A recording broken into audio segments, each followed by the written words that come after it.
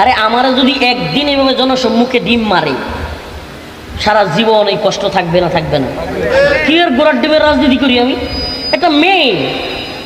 একটা মেয়ে এনসিপি তারে পর্যন্ত নাউজুবিল্লাহ কি অশ্লীল ভাষা যেগুলো ইউজ করা যায় না, ওই টাকা পয়সা দিয়া যৌন কাজ যে সমস্ত নারীরা করে, যৌনকর্মী, ওদেরকে যে ভাষায় কথা বলে এই মেয়েটাকে এইভাবে গালিগালাজ করতেছে। আমেরিকাতে নিউ ইয়র্কে আপনারা দেখছেন বিগত কয়েকদিন আগের স্বৈরাচারী শাসকের গোষ্ঠীরা এনসিপির কিছু নেতাকে ওই নিউ ইয়র্কে জাতিসংঘের উদ্যোগে একটা অনুষ্ঠান হয়েছিল, সেখানে যাওয়ার পরে তারা ওই দলের হয়ে এনসিপির কয়েকজন লোককে তারা ডিম মারছে।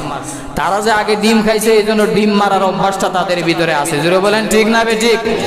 তো ডিম মারছেন, এটার পক্ষেও আমি না, বিপক্ষেও আমি না। এটা থেকে শুধু বলতে চাই এটাই, যারা ডিম মারছে, তাসনিম যারা সহ, আক্তার সহ এনসিপির যত নেতাকে ডিম মারছে, তারা এটা বুঝাইতে চায় যে আমি ওই দল ভালোবাসি, ওই নেত্রী ভালোবাসি তা নয়। আমি যে ডিম মারছি, আমি যদি হাইলাইট হইতে পারি, আগামীতে যদি আমার দল যায় আমার একটা নমিনেশন দিব। ঠিক না বেঠিক? এটা বোঝানোর উদ্দেশ্য। এই জন্য প্রকৃতপক্ষে আমরা যে মুসলমান এটাই আমরা ভুলে গিয়েছি।